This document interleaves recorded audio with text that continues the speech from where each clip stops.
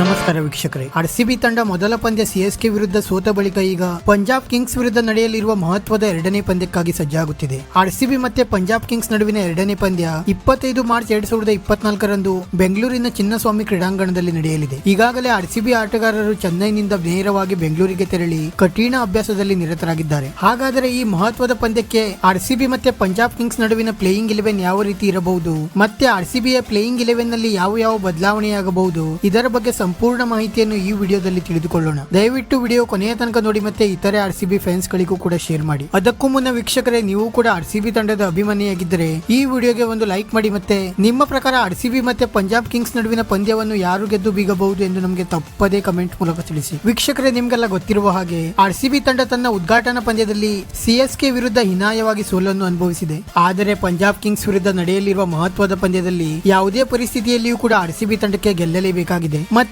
CSK ವಿರುದ್ಧ ನಮ್ಮ ಮಧ್ಯಮ ಕ್ರಮಾಂಕದ ಬ್ಯಾಟ್ಸ್ಮನ್ ಗಳಾದ ರಜತ್ ಪಟಿದಾರ್, ಕ್ಯಾಮರಾನ್ ಗ್ರೀನ್ ಮತ್ತೆ ಗ್ಲೇನ್ ಮ್ಯಾಕ್ಸ್ವೆಲ್ ಅವರು ಪೂರ್ತಿ ಪ್ರಮಾಣದಲ್ಲಿ ವಿಫಲರಾಗಿದ್ದರು. ಮತ್ತೆ ಬೌಲಿಂಗ್ ನಲ್ಲಿಯೂ ಕೂಡ ನಮ್ಮ ಬೌಲರ್ಸ್ ಗಳಿಂದ ನಿರೀಕ್ಷಿತ ಪ್ರಮಾಣದಲ್ಲಿ ಘಾತಕ ಬೌಲಿಂಗ್ ದಾಳಿ ಕಂಡು ಬರಲಿಲ್ಲ. ಮತ್ತೆ ಇದರ ಜೊತೆಗೆ ಡುಪ್ಲೆಸಿಸ್ ಅವರಿಂದ ಅಷ್ಟೊಂದು ಇಫೆಕ್ಟಿವ್ ಆದ ನಾಯಕತ್ವವು ಕೂಡ ಕಂಡು ಬರಲಿಲ್ಲ. ಆದ್ದರಿಂದ ಪಂಜಾಬ್ ಕಿಂಗ್ಸ್ ವಿರುದ್ಧ ಗೆಲ್ಲಬೇಕಾದರೆ ಆರ್ಸಿಬಿಗೆ ಬೌಲಿಂಗ್, ಬ್ಯಾಟಿಂಗ್ ಸೇರಿದಂತೆ ಎಲ್ಲಾ ವಿಭಾಗದಲ್ಲಿಯೂ ಕೂಡ ಇನ್ನಷ್ಟು ಕಠಿಣ ಪರಿಶ್ರಮ ವಹಿಸಬೇಕಾಗಿದೆ. ಮತ್ತೆ ಪಂಜಾಬ್ ಕಿಂಗ್ಸ್ ತಂಡ ತನ್ನ ಮೊದಲ ಪಂದ್ಯವನ್ನು ಡೆಲ್ಲಿ ಕ್ಯಾಪಿಟಲ್ಸ್ ವಿರುದ್ಧ ಈಗಾಗಲೇ ಗೆದ್ದು ಬೀಗಿದೆ. ಆದ್ದರಿಂದ ತುಂಬಾ ಕಾನ್ಫಿಡೆನ್ಸ್ ಆಗಿರುವ ಪಂಜಾಬ್ ಕಿಂಗ್ಸ್ ತಂಡದ ವಿರುದ್ಧ ಆರ್ಸಿಬಿಗೆ ಗೆಲ್ಲುವುದು ಅಷ್ಟೊಂದು ಸುಲಭವಾಗಿರುವುದಿಲ್ಲ. ಮತ್ತೆ ಈ ಮಹತ್ವದ ಆರ್ಸಿಬಿ ಮತ್ತೆ ಪಂಜಾಬ್ ಕಿಂಗ್ಸ್ ನಡುವಿನ ಪಂದ್ಯಕ್ಕೆ ಎರಡೂ ತಂಡಗಳ ಪ್ಲೇಯಿಂಗ್ 11 ಕಂಪ್ಯಾರಿಸನ್ ನೋಡುವುದಾದರೆ ಆರ್ಸಿಬಿ ಪರ ಆರಂಭಿಕರಾಗಿ ಇನ್ನೊಮ್ಮೆ ವಿರಾಟ್ ಕೊಹ್ಲಿ ಅವರ ಜೊತೆ ಫಾಫ್ ಡುಪ್ಲೆಸಿಸ್ ಅವರು ಕಣಕ್ಕಿಳಿಯಲಿದ್ದಾರೆ. ಕಳೆದ ಪಂದ್ಯದಲ್ಲಿ ಡುಪ್ಲೆಸಿಸ್ ಅವರು ತಕ್ಕ ಮಟ್ಟಿಗೆ ಬ್ಯಾಟಿಂಗ್ ನಡೆಸಿದರೂ ಕೂಡ ವಿರಾಟ್ ಕೊಹ್ಲಿ ಅವರು ಪೂರ್ತಿ ಪ್ರಮಾಣದಲ್ಲಿ ವಿಫಲರಾಗಿದ್ದರು. ಮತ್ತೆ ನಮ್ಮ ಆರಂಭಿಕ ಆಟಗಾರರಿಗೆ ನೆಗೆಟಿವ್ ಅಪ್ರೋಚ್ ಬಿಟ್ಟು ಈಗ ಪಾಸಿಟಿವ್ ಆಗಿ ಸ್ಫೋಟಕ ಬ್ಯಾಟಿಂಗ್ ಮಾಡಬೇಕಾಗಿದೆ. ಎಲ್ಲಾ ಐಪಿಎಲ್ ತಂಡಗಳು ಕೂಡ ಇದೇ ರೀತಿ ಈಗ ಸ್ಫೋಟಕ ಬ್ಯಾಟಿಂಗ್ ಮಾಡುತ್ತಿರುವುದರಿಂದ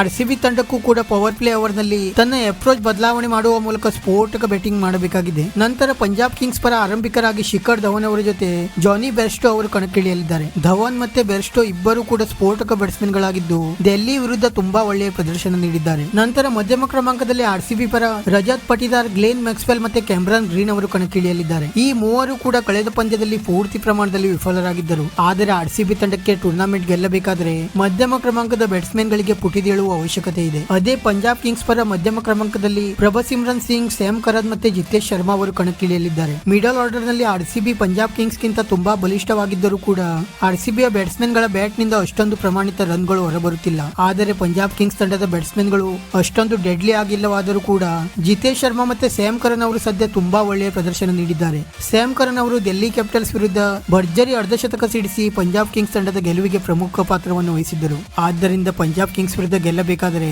ಆರ್ಸಿಬಿಯ ಮಧ್ಯಮ ಕ್ರಮಾಂಕದ ಬ್ಯಾಟ್ಸ್ಮನ್ ಗಳಿಗೆ ಸ್ಫೋಟಕ ಬ್ಯಾಟಿಂಗ್ ನ ಜೊತೆಗೆ ಮಧ್ಯಮ ಕ್ರಮಾಂಕದಲ್ಲಿ ಇನ್ನಷ್ಟು ಬಲ ತುಂಬಬೇಕಾಗಿದೆ. ನಂತರ ಕೆಳ ಕ್ರಮಾಂಕದಲ್ಲಿ ಫಿನಿಶರ್ ಆಗಿ ನೋಡುವುದಾದರೆ ಆರ್ಸಿಬಿ ಪರ ಅನುಜ್ ರಾವತ್, ದಿನೇಶ್ ಕಾರ್ತಿಕ್ ಮತ್ತೆ ಮಯಾಂಕ್ ಡಾಗರ್ ಅವರು ಕಣಕ್ಕಿಳಿಯಲಿದ್ದಾರೆ. ಅನುಜ್ ರಾವತ್ ಮತ್ತೆ ದಿನೇಶ್ ಕಾರ್ತಿಕ್ ಅವರು ಕಳೆದ ಪಂದ್ಯದಲ್ಲಿ ತುಂಬಾ ಒಳ್ಳೆಯ ಪ್ರದರ್ಶನ ನೀಡುವ ಮೂಲಕ ಆರ್ಸಿಬಿ ತಂಡವನ್ನು ಸ್ವಲ್ಪ ಮಟ್ಟಿಗೆ ಸಂಕಷ್ಟದಿಂದ ಪಾರು ಮಾಡಲು ಯಶಸ್ವಿಯಾಗಿದ್ದರು. ಕಳೆದ ವರ್ಷ ಪೂರ್ತಿ ಪ್ರಮಾಣದಲ್ಲಿ ವಿಫಲರಾಗಿದ್ದ ಈ ಇಬ್ಬರು ಕೂಡ ಈ ವರ್ಷದ ಮೊದಲ ಪಂದ್ಯದಲ್ಲಿಯೇ ತಮ್ಮ ಅತ್ಯುತ್ತಮ ಫಾರ್ಮ್ ತೋರಿಸುವ ಮೂಲಕ ಆರ್ಸಿಬಿ ತಂಡಕ್ಕೆ ಸಿಹಿ ಸುದ್ದಿ ನೀಡಿದ್ದಾರೆ ಅಂತಾನೆ ಹೇಳಬಹುದಾಗಿದೆ. ಮತ್ತೆ ಮಯಾಂಕ್ ಡಾಗರ್ ಅವರು ಕೂಡ ಒಬ್ಬ ಒಳ್ಳೆಯ ಆಲ್ರೌಂಡರ್ ಆಗಿದ್ದು ಇದರ ಜೊತೆಗೆ ಇವರು ಒಳ್ಳೆಯ ಗನ್ ಫೀಲ್ಡರ್ ಕೂಡ ಆಗಿದ್ದಾರೆ. ಮತ್ತೆ ಚಿನ್ನಸ್ವಾಮಿಯ ಪಿಚ್ ನಲ್ಲಿ ಮಯಾಂಕ್ ಡಾಗರ್ ಅವರು ಆರ್ಸಿಬಿ ತಂಡಕ್ಕೆ ತುಂಬಾ ಇಫೆಕ್ಟಿವ್ ಪ್ಲೇಯರ್ ಆಗಬಹುದು. ಆದರೆ ಪಂಜಾಬ್ ಕಿಂಗ್ಸ್ ತಂಡದ ಕೆಳ ಕ್ರಮಾಂಕ ನೋಡುತ್ತಿದ್ದರೆ ಲಿಯಾಮ್ ಲಿವಿಂಗ್ಸ್ಟನ್, ಶಶಾಂಕ್ ಸಿಂಗ್ ಮತ್ತೆ ಹರಪ್ರೀತ್ ಬ್ರಾರ್ ಅವರು ಕಣಕ್ಕಿಳಿಯಲಿದ್ದಾರೆ. ಲಿವಿಂಗ್ಸ್ಟನ್ ಅವರು ಸದ್ಯ ಅದ್ಭುತ ಫಾರ್ಮ್ ನಲ್ಲಿದ್ದು ಡೆಲ್ಲಿ ವಿರುದ್ಧ ನಡೆದ ಪಂದ್ಯದಲ್ಲಿ ಬೌಲರ್ಸ್ ಗಳನ್ನು ಅಕ್ಷರಶಃ ಧೂಳಿಪಟ ಮಾಡುವ ಮೂಲಕ ಮ್ಯಾಚ್ ಫಿನಿಶ್ ಮಾಡಿ ಪಂಜಾಬ್ ಕಿಂಗ್ಸ್ ತಂಡಕ್ಕೆ ರೋಚಕ ರೀತಿಯಲ್ಲಿ ಗೆಲುವನ್ನು ದೊರಕಿಸಿಕೊಟ್ಟಿದ್ದರು. ಆದ್ದರಿಂದ ಬೆಂಗಳೂರಿನ ಚಿನ್ನಸ್ವಾಮಿ ಕ್ರೀಡಾಂಗಣದಲ್ಲಿಯೂ ಕೂಡ ಲಿಯಾಮ್ ಲಿವಿಂಗ್ಸ್ಟನ್ ಅವರು ತುಂಬಾ ಡೆಡ್ಲಿ ಆಗಿ ಕಂಡು ಬರಬಹುದು. ನಂತರ ಬೌಲಿಂಗ್ ವಿಭಾಗದಲ್ಲಿ ನೋಡುವುದಾದರೆ ಬೌಲಿಂಗ್ ವಿಭಾಗದಲ್ಲಿ ಈ ಬಾರಿ ಆರ್ಸಿಬಿ ತಂಡ ಸಾಕಷ್ಟು ಬದಲಾವಣೆ ಮಾಡುವ ಸಾಧ್ಯತೆಗಳಿವೆ. ಬೌಲಿಂಗ್ ವಿಭಾಗದಲ್ಲಿ ವಿಜಯ್ ಕುಮಾರ್ ವೈಶಾಖ್, ರೀಸ್ ಟೋಪ್ಲಿ ಮತ್ತೆ ಮೊಹಮ್ಮದ್ ಸಿರಾಜ್ ಅವರಿಗೆ ಅವಕಾಶ ನೀಡುವ ಸಾಧ್ಯತೆಗಳಿವೆ. ಅಲ್ಜಾರಿ ಜೋಸೆಫ್ ಅವರನ್ನು ಆರ್ಸಿಬಿ ಕಣಕ್ಕಿಳಿಸಿತ್ತು. ಆದರೆ ಅಲ್ಜಾರಿ ಜೋಸೆಫ್ ಅವರು ಸಿಕ್ಕ ಅವಕಾಶವನ್ನು ಬಳಸಿಕೊಳ್ಳಲು ಪೂರ್ತಿ ಪ್ರಮಾಣದಲ್ಲಿ ವಿಫಲರಾಗಿದ್ದರು. ಮತ್ತೆ ಬೆಂಗಳೂರಿನ ಪಿಚ್ ನಲ್ಲಿ ಎಡಗೈ ವೇಗದ ಬೌಲರ್ ಇರುವುದು ತುಂಬಾ ಇಂಪಾರ್ಟೆಂಟ್ ಆಗಲಿದೆ. ಆದ್ದರಿಂದ ಈ ಬಾರಿ ಅಲ್ಜಾರಿ ಜೋಸೆಫ್ ಅವರ ಬದಲಿಗೆ ಆರ್ಸಿಬಿ ರೀಸ್ ಟೋಪ್ಲಿ ಅವರನ್ನು ಕಣಕ್ಕಿಳಿಯುವ ಸಾಧ್ಯತೆಗಳಿವೆ. ಮತ್ತೆ ರೀಸ್ ಟೋಪ್ಲಿ ಅವರು ಬೌಲಿಂಗ್ ನ ಜೊತೆಗೆ ಬ್ಯಾಟಿಂಗ್ ಕೂಡ ತುಂಬಾ ಚೆನ್ನಾಗಿ ಮಾಡುತ್ತಾರೆ. ಮತ್ತೆ ಇದರ ಜೊತೆಗೆ ಆರ್ಸಿಬಿ ವಿಜಯ್ ಕುಮಾರ್ ವೈಶಾಖ್ ಅವರಿಗೂ ಅವಕಾಶ ನೀಡುವ ಸಾಧ್ಯತೆಗಳಿವೆ. ವಿಜಯ್ ಕುಮಾರ್ ವೈಶಾಖ್ ಅವರು ಕೂಡ ತುಂಬಾ ಒಳ್ಳೆಯ ಬೌಲರ್ ಆಗಿದ್ದು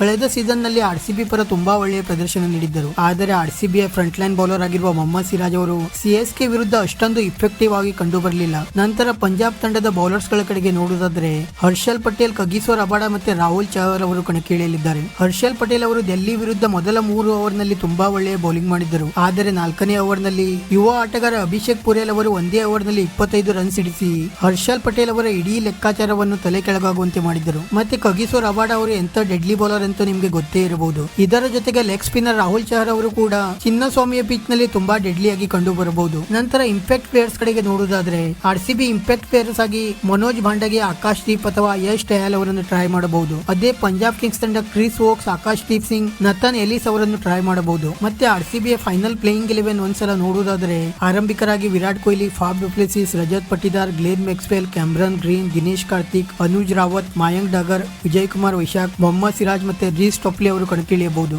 ವೀಕ್ಷಕರ, ಇದಾಗಿತ್ತು ಆರ್ಸಿಬಿ ಮತ್ತೆ ಪಂಜಾಬ್ ಕಿಂಗ್ಸ್ ನಡುವಿನ ಬಲಿಷ್ಠ ಪ್ಲೇಯಿಂಗ್ 11 ಕಂಪ್ಯಾರಿಸನ್. ನಿಮ್ಮ ಪ್ರಕಾರ ಆರ್ಸಿಬಿಯ ಪ್ಲೇಯಿಂಗ್ 11 ನಲ್ಲಿ ಯಾವ್ಯಾವ ಬದಲಾವಣೆಯಾಗಬೇಕು ಎಂದು ನಮಗೆ ತಪ್ಪದೇ ಕಮೆಂಟ್ ಮೂಲಕ ತಿಳಿಸಿ. ವಿಡಿಯೋ ಇಷ್ಟ ಆಗಿದ್ದರೆ ಲೈಕ್ ಮಾಡಿ ಮತ್ತೆ ಚಾನೆಲ್ ಅನ್ನು ಸಬ್ಸ್ಕ್ರೈಬ್ ಮಾಡಲು ಮರೆಯಬೇಡಿ.